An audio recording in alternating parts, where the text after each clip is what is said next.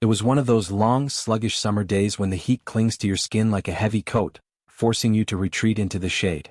That's when I first saw the car, rusted to the point of collapse, parked at the edge of the cul-de-sac like it had been forgotten there.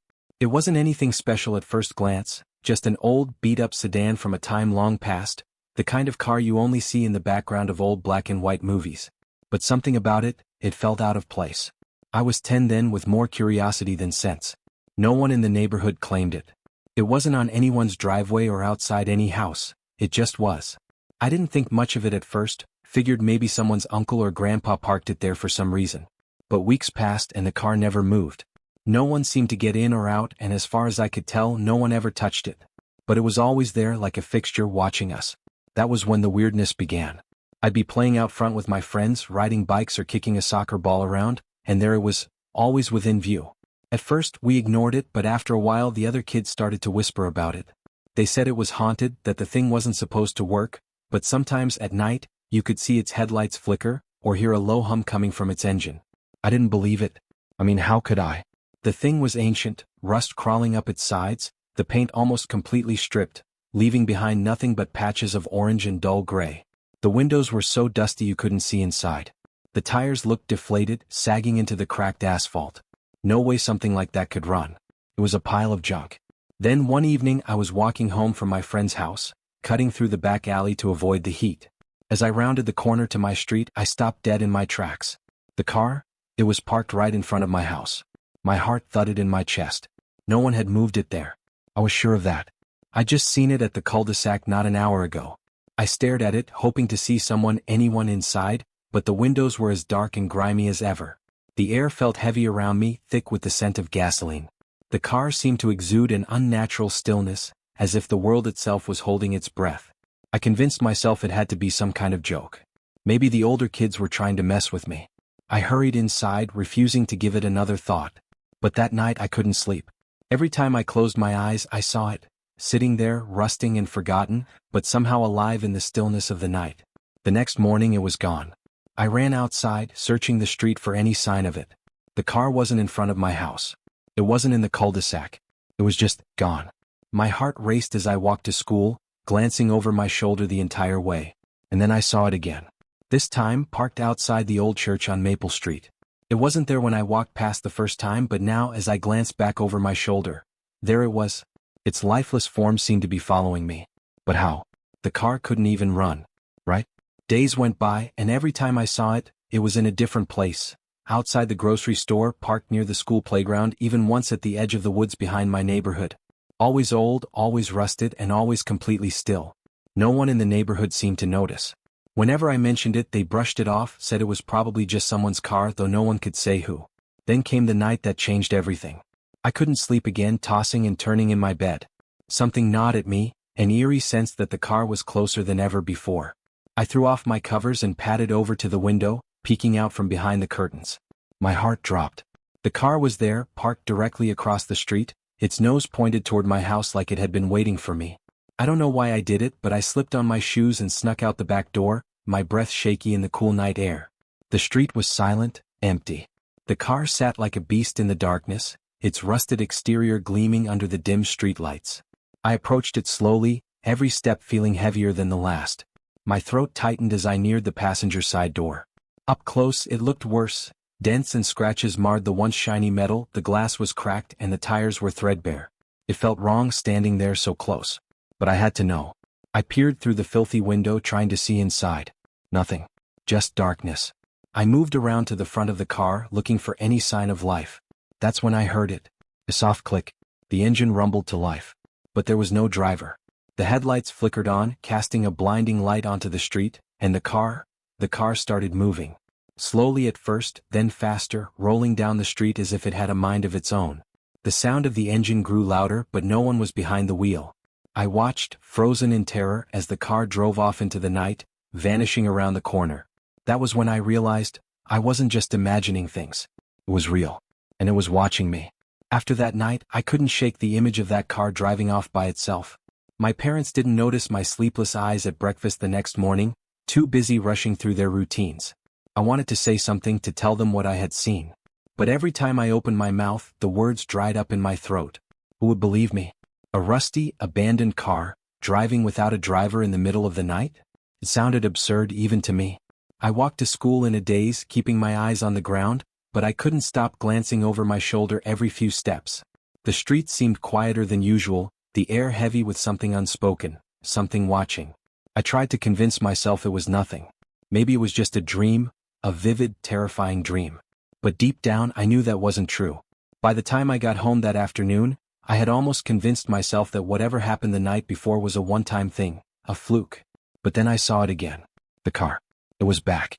This time it was parked at the very end of my street, in a shadowy spot where the streetlights didn't quite reach.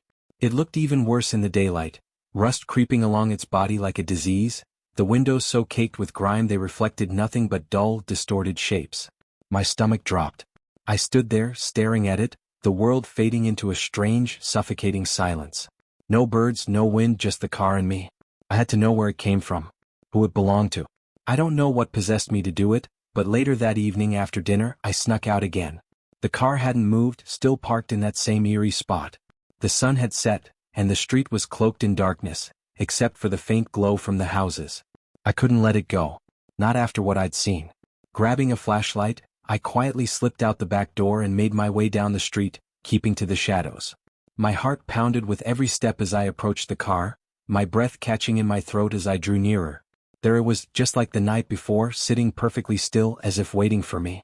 I stood a few feet away, my flashlight trained on its dented hood, but I didn't dare move closer. The air around it felt wrong, like the temperature dropped the moment I stepped into its presence. My fingers tightened around the flashlight, knuckles white. The engine was silent, but it felt like something was alive inside it, something I couldn't see. I circled the car slowly, keeping my distance, looking for any sign of who could own it. No license plate, no bumper stickers, no marks or scratches that gave away a history. It was like the car had appeared out of thin air, dragged from the depths of time and decay. Then I noticed something. There was a faint trail of oil beneath the car, leaking out in tiny droplets. The black streak ran from under the car, out toward the alleyway behind the houses at the end of the street. The alley was dark, a narrow strip of cracked asphalt that few people used, tucked away like a forgotten path. I hesitated, but something pulled me toward it. Without thinking, I followed the trail. The car seemed to beckon me, its silent presence looming behind me like a shadow. I made my way down the alley, the beam of my flashlight flickering weakly against the darkness. The alley felt endless, the walls closing in on either side, trapping me in a narrow corridor of cold, damp air. My steps echoed, the sound swallowed by the night. Then I saw it, the car again. But how? It was impossible. I had just left it behind. There it was at the end of the alley, parked as if it had always been there. The same rusted frame, the same sagging tires. It hadn't driven past me. I hadn't heard it move. And yet it was there. I froze. My heart thudded painfully in my chest. The air around the car seemed to hum, a low, throbbing sound that I could feel more than hear. I stepped closer, drawn by something I couldn't explain. The car's windows were still too filthy to see inside, but as I neared, I noticed something different. A crack, small but deep, running along the passenger side window. It looked fresh, like someone had hit it or something had hit from the inside. I felt a cold sweat prickling at the back of my neck. Without warning, the headlights flickered on. I gasped and stumbled back, my flashlight slipping from my hand and clattering to the ground. The light bounced wildly, casting erratic shadows along the walls of the alley. The car's headlights beamed into the darkness, bright and blinding.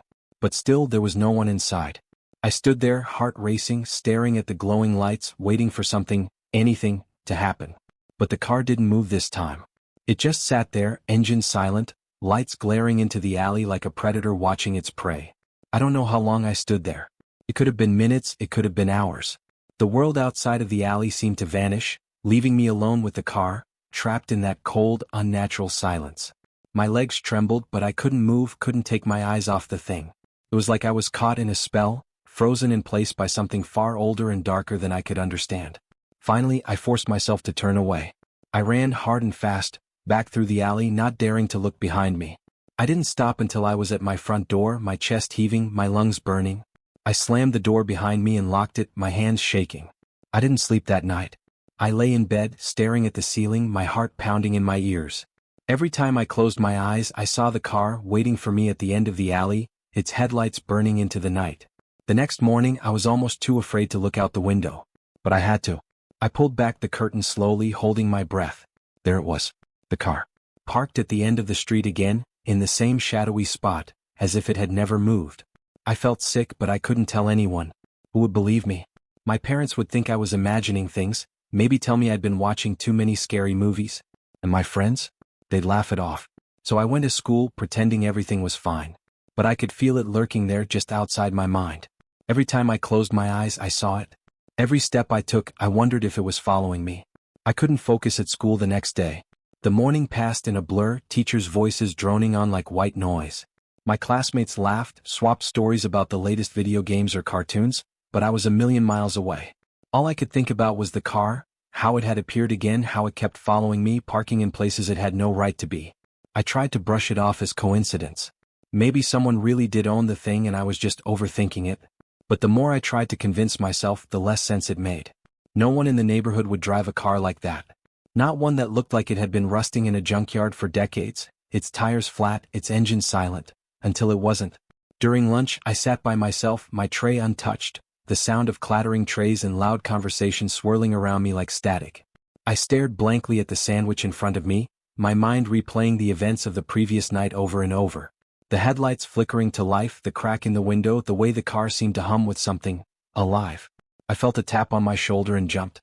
It was Tommy, a kid from my class, grinning at me. "Hey dude, you look like you've seen a ghost. You okay?" I forced a smile. "Yeah, just tired, I guess." He shrugged, not really caring enough to press further. "Well, we're going to play soccer after school if you want to join. Could be fun. Clear your head."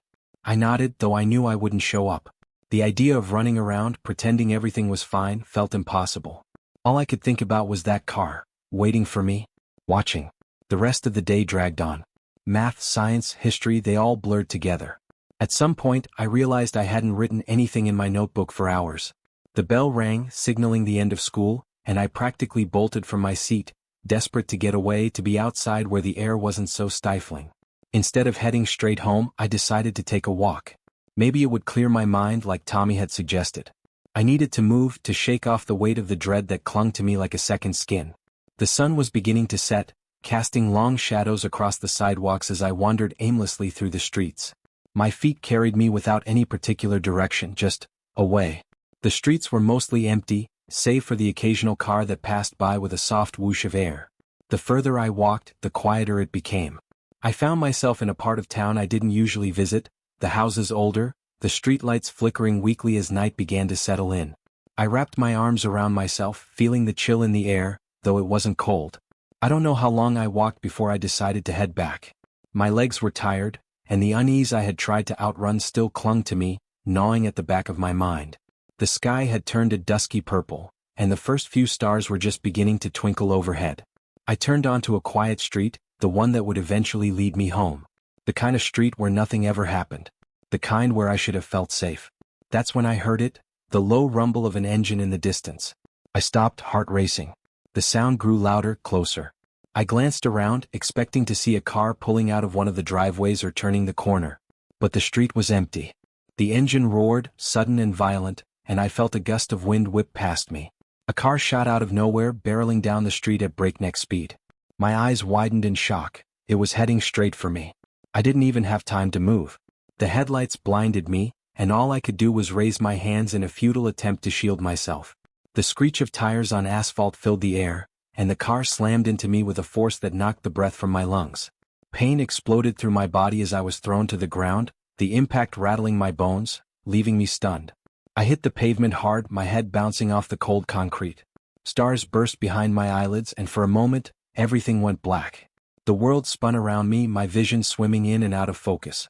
I tried to breathe, but my chest felt like it was being crushed, the air refusing to come. Through the fog in my eyes, I saw it. The car. Not the one that had hit me, this was the car. The old, rusted one. It was there, parked just a few feet away, its headlights flickering weakly. The same cracked windows, the same sagging tires, the same feeling of something watching me from within. I couldn't move. My limbs felt heavy, numb, as if they weren't mine anymore. I tried to scream, but no sound came out. The world around me seemed to pulse, the edges of my vision growing dark, but the car remained crystal clear, an anchor in the chaos. Its headlights were like eyes watching, waiting. I blinked, trying to clear my vision, but the fog only grew thicker. I could feel my heartbeat slowing, each thud in my chest more distant than the last. The car? It seemed to get closer, though I knew it wasn't moving.